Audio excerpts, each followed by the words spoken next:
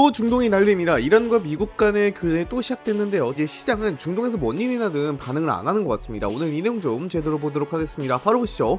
영국 해양교통기구는 7월 7일에 호르무즈해협에서 오만 리마 해안에서 15km 떨어진 해상에서 남쪽으로 이동하던 유조선이 발사체에 맞았다고 밝혔습니다. 선박 자연히 타격을 받았는데요. 다행히 인명피해는 없는 것으로 나타났습니다.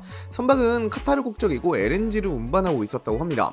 이란 국영TV는 해당 선박이 이란 측의 경고를 무시한 채 항해를 계속하다 공격받았다고 주장했습니다. 이어 로이터 통신은 사우디아라비아 국적의 원유 운반선 역시 오만 인근 호르무즈해협을 통과하던 도중 공격을 받았다고 전했는데요. 이 선박도 앞서 피격된 카타르 국적 선박과 거의 비슷한 항로를 지나고 있었던 것으로 알려졌습니다. 이렇게 비슷한 위치에서 연이어 공격이 발생하면서 국제 해운업계도 우발적인 사건이 아니라 특정 항로를 겨냥한 행동의 가능성에 주목하고 있습니다. 그렇다면 이란이 왜 이런 행동을 이어가는지 살펴볼 필요가 있습니다. 이란 군 당국은 호르무즈해협을 통과하는 모든 유조선은 반드시 자신들이 승인한 항로를 이용해야 하며 승인되지 않은 항로를 선택하는 선박의 안전은 보장할 수 없다고 거듭 밝혔습니다. 특히 선박 위치 추적 장치를 끄거나 이란과 사전 조율 없이 항해하는 선박은 위험을 스스로 감수하는 것이라는 견해도 내놓았습니다. 이 때문에 오만 연안을 따라 운항하는 선박들이 사실상 집중적인 감시 대상이 되고 있습니다.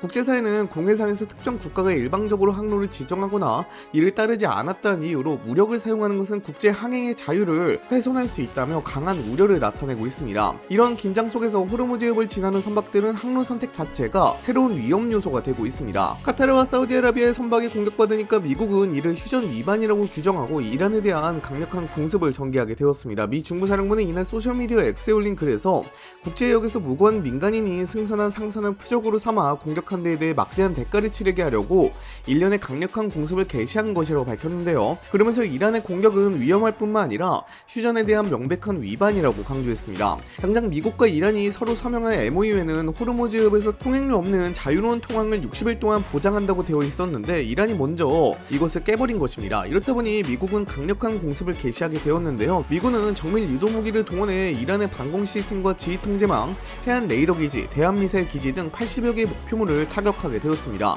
그리고 이란 이슬람혁명 수비대 소속 소형 선박 60여 척을 공격하기도 했는데요. 앞서 미국 재무부는 이란산 원유 판매에 적용했던 제재 면제를 전격 철회한다고 발표했습니다. 지난달 미국과 이란이 종전 양해각서를 체결한 이후 후속 협상을 이어가기 위해 한시적으로 허용했던 조치를 다시 원래대로 되돌린 것입니다. 이란이 국제해상 교통로에서 상선을 겨냥한 공격을 계속 이어가면서 더 이상 제재 완화를 유지할 이유가 없다고 판단한 것으로 보입니다.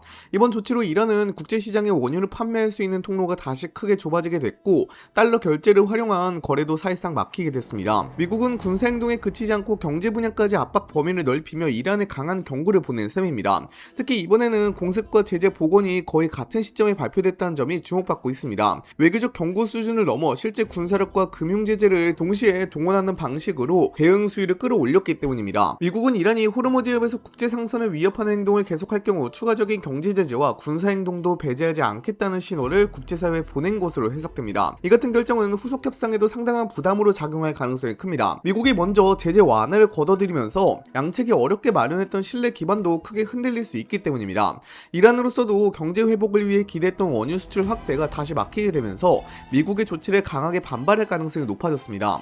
미국은 협상의 문을 완전히 닫진 않았지만 협상은 힘을 바탕으로 진행하겠다는 태도를 이번 조치를 통해 분명하게 드러낸 것으로 볼 수 있습니다. 이에 대해 이란도 곧바로 대응에 나선 것으로 보입니다. 이번에는 바레인과 쿠웨이트를 겨냥한 공격이 이루어진 정황이 포착되면서 중동 전역에 긴장감이 다시 높아졌는데요. 공격 가능성이 제기되자 두 나라에서는 거의 동시에 공습경보가 발령됐고 주민들에게 즉시 안전한 장소로 대피하라는 안내가 내려졌습니다. 특히 바레인 내무부는 공식 X 계정을 통해 사이렌이 울렸습니다. 시민과 거주자 여러분께서는 침착함을 유지하시고 가장 가까운 안전한 곳으로 대피해 주시기 바랍니다. 라는 긴급 공지를 발표했습니다. 이후 미국은 이란군이 바레인 방향으로 드론을 발사한 것으로 파악한다고 밝혔는데요.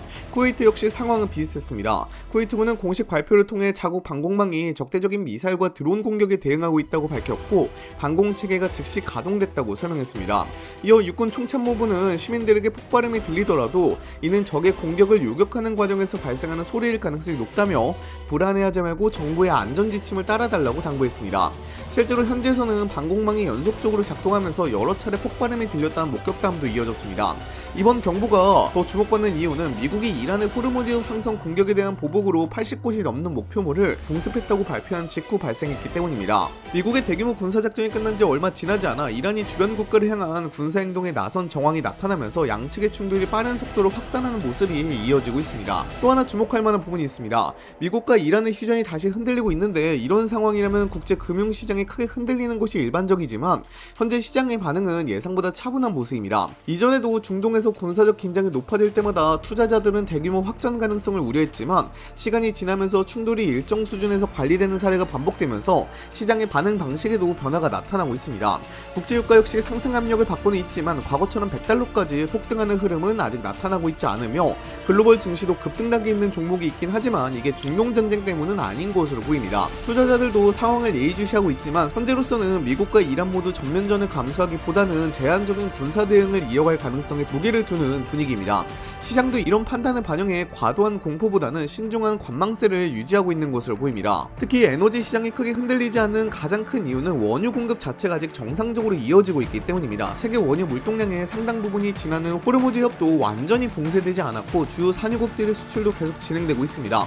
선박들이 일부 우회하거나 안전 조치를 강화하는 모습은 나타나고 있지만 원유와 LNG 공급이 중단되는 수준의 충격은 아직 발생하지 않았습니다. 이 때문에 국제 원자재 시장도 당장 공급 부족을 우려하기보다는 향후 군사 상황을 확인하며 움직이는 모습입니다. 다만 이런 분위기가 계속 이어질 것이라고 보긴 어렵습니다. 만약 호르무즈협에서 추가 공격이 반복되거나 유조선과 LNG 운반선의 운항이 본격적으로 차질을 빚기 시작한다면 상황은 순식간에 달라질 수 있습니다.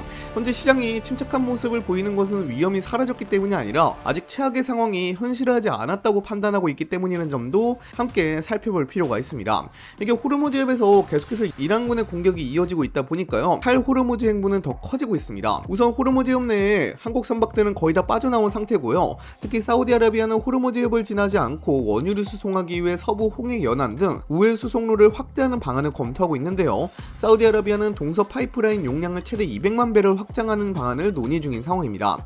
이 파이프라인은 하루에 최대 700만 배럴 규모의 원유를 수송할 수 있게 되는데요. 이렇게 되면 사우디아라비아는 물론 이웃 국가들까지도 호르무즈협을 거치지 않고 더 많은 원유를 수송할 수 있게 될 예정입니다.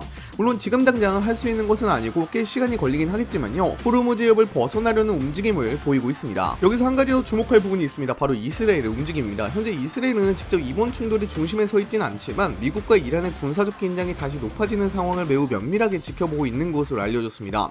만약 이란이 드론이나 탄도미사일 공격 범위를 더 확대하거나 친이란 무장 세력인 헤즈볼라와 후티 반군, 이라크와 시리아의 친이란 민병대까지 본격적으로 움직이기 시작한다면 이스라엘도 군사행동에 나설 가능성을 배제하기 어렵습니다. 특히 이란의 방공망과 군사시설이 미국의 공습으로 일부 약화한 상황이라면 이를 전략적 기회로 판단할 가능성도 거론되고 있습니다. 이런 점을 고려하면 미국과 이란의 충돌이 계속될 경우 이스라엘이 독자적인 군사작전을 확대할 가능성도 충분히 제기되고 있습니다.